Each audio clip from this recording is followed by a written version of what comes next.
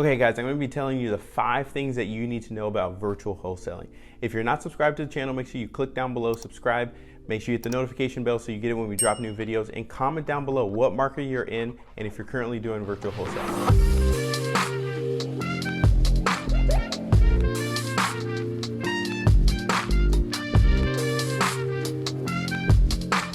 So today we're going to talk about the 5 things that you need to do to prepare yourself in your business for virtual wholesaling.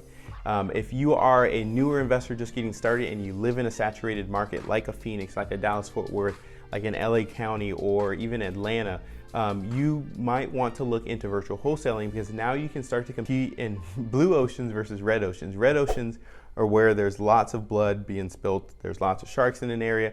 Blue ocean is clearer water, easier, cost per deal is a lot lower, easier to generate leads, better deals for you, especially getting started out. Or if you are in a competitive market and you're an existing wholesaler and you're looking to spread your wings and move into different markets, virtual wholesaling will allow you to do that. But you got to have these couple of things in place in order to make sure that your transition into that market is as effective as possible, but also profitable for you in the business long term. So the first thing is market selection. I get this question all the time when we have new clients coming on board. What market should I be in? Is my market good? Should I keep doing deals here? Are there deals to find here? And the number one way that we find out whether or not a market is good is a couple of different factors. Is there a cash buyer transaction in an area? And how many transactions have there been in the last 12 months? So is it reasonable to say that if we get a deal under contract, can we actually sell that to a buyer that wants to buy in that particular area? Then we're going to start looking at things that you would have to connect with other wholesalers on, but because we have clients nationwide, it's easier for us to see these things. But we're going to be looking at what the cost per lead is and what the cost per deal is, because that's going to make a big difference on how much money you need to invest into that market in order to get deals under contract. And cost per deal is important because now we can say, you know, hey, somewhere like Knoxville, Tennessee, or Memphis, Tennessee, or Orlando, Florida, or Phoenix, Arizona, when we know what the cost per deal is there, we know how much money we need to invest into our marketing in order to get a deal under contract. And we want to, if we're trying to do this as profitably as possible, find places where, yes, there's great buyers, so we can get deals assigned to buyers, or if we're doing our own flips and stuff like that, areas where we can do flips on properties or where creative financing works. And then we also need to make sure that the cost per deal isn't astronomical. You don't want to do virtual wholesaling if you live, you know, in a rural area in Texas and then you start trying to do deals in DFW because that's where everyone is. You're going to get slaughtered essentially because there's so much money being spent in markets like that, or in Phoenix there's so many investors, so many campaigns going out that it's going to be hard for you to break through, which means your cost per deal is going to be a lot higher versus if you would focus on a smaller rural area where there's not a ton of investors but there are cash transactions. You can spend, you know, $500 to $1,000 to get a deal on the contract, where somewhere like in Phoenix you're going to be paying anywhere between $2,500 and $4,500 just to get a deal under contract. Because that's how much marketing you have to do to break through the noise to get deals here, or you're doing things in a much more targeted way, or you're focusing on, you know, freer methods like driving for dollars. We're looking at, you know, broad scale when we talk about cost per deal.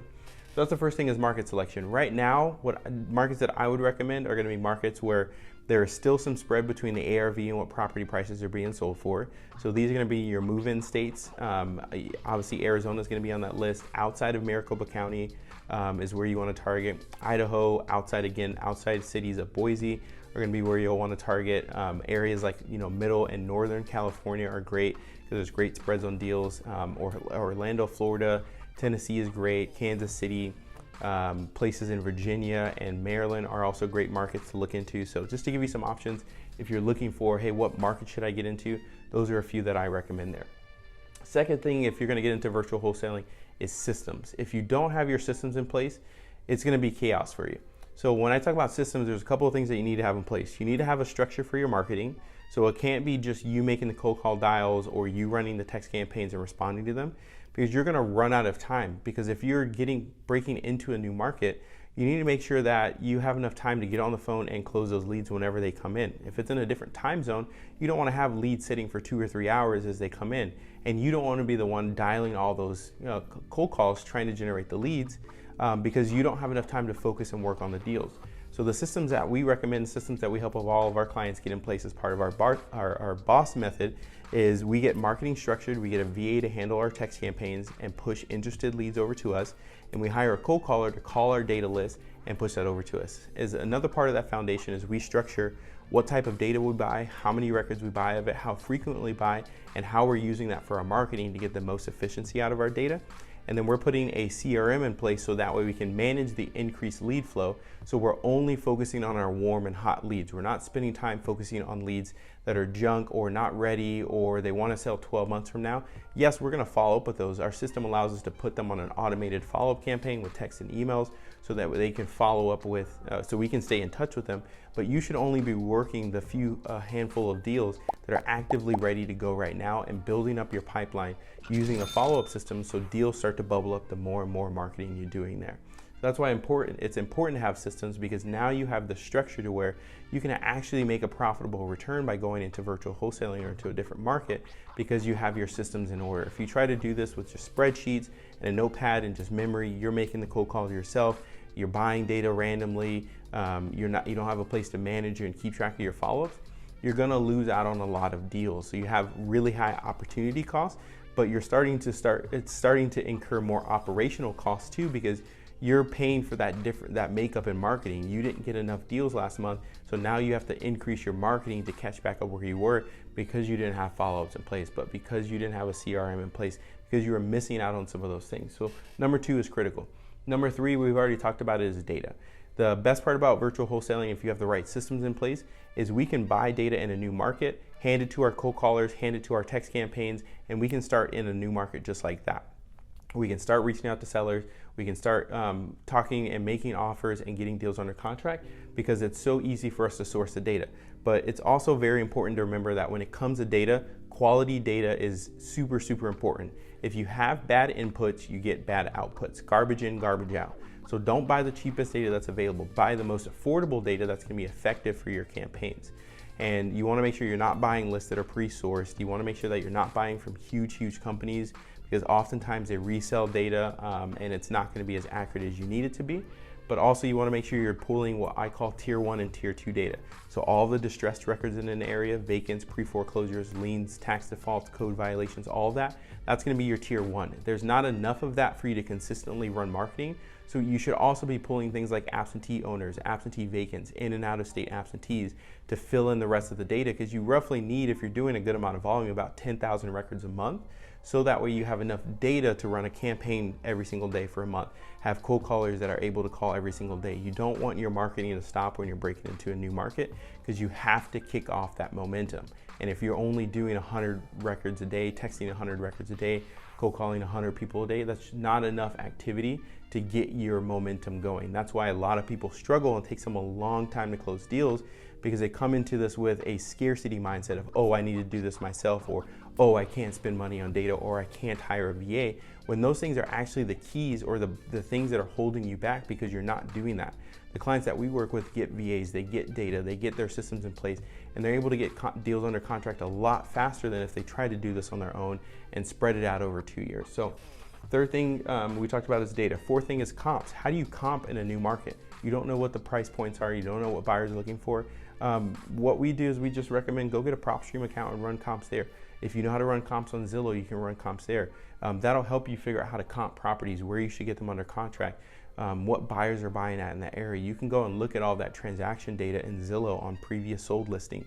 You can look at it in PropStream. It actually helps you comp the data based off of the past 3, 6, 12 months on different criteria. So you can figure out where to get deals under contract that makes sense, so that way you can actually find a buyer for it. Because oftentimes I see a lot of people struggle with comps in a new market because they don't understand all of those things that are going on in the market, where they should price the property, what buyers are buying it for. So now you have a deal under contract that you can't find a buyer for because you got it too high. So use those tools to help you run comps on the properties, so that way you can make sure that you can find a buyer. The last piece is buyers. When you get a deal under contract, you need to be able to find a buyer. And the number one concern that people have is when they go into a new market is, oh, I don't have any buyers. Finding buyers is the easiest thing that you can do. You can literally go to any data company and pull a cash buyers list and run a campaign to them, or reach out to the realtors in the area and build a connection with them and say, hey, we have this off-market property we're looking to sell. Do you have any cash buyers or investors that are looking for properties that match these criteria? You don't have to give them the property address.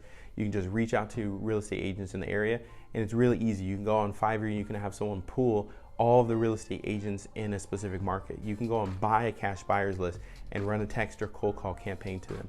There's different tools out there like Investor Lift and things like that that'll help you find buyers based off the criteria of your property. Also too, you can JV with people in that market. Go join the Facebook group for that particular area if it's a virtual market for you, and JV with the other people in there that may have buyers. Yes, you may give up a percentage of your deal, but it's better to get some revenue than none at all, because you want to be prideful and not work with someone. If you've exhausted all of those options, you've posted it on Craigslist, you posted it on Facebook, you sent it out to your email list, you sent it out to the realtors, and you still don't find a buyer, it's great to JV with other people in that market because they can share insights with you, and it's a win-win. You make money, they make money. Now they want to help you out, help you get more established in the market, and it's just a great place to be. So when you're thinking about virtual wholesaling, these are the 5 things that I'd recommend that you do to get set up, so that way you have the most success going into virtual wholesaling. Yes, there's 1,000 other things that you can think about, but these for me are going to be the most important. And if you're doing outbound marketing, meaning texting and cold calling, it's as simple as getting your systems in order, buying the right data, understanding the comps, finding buyers, launching a campaign, talking to sellers, and making offers. So if you can do that repeatedly over and over and over again, you can make virtual wholesaling work for you. And I hope this video gave you some value. If it did, make sure you comment down below. And if you're new here and you haven't subscribed, make sure you subscribe, hit the notification bell. And if you've been here for a while, I appreciate you for jumping in. I'm always excited to create new content for you guys as we have new learnings and findings here. So I appreciate you guys, and I'll see you in the next video.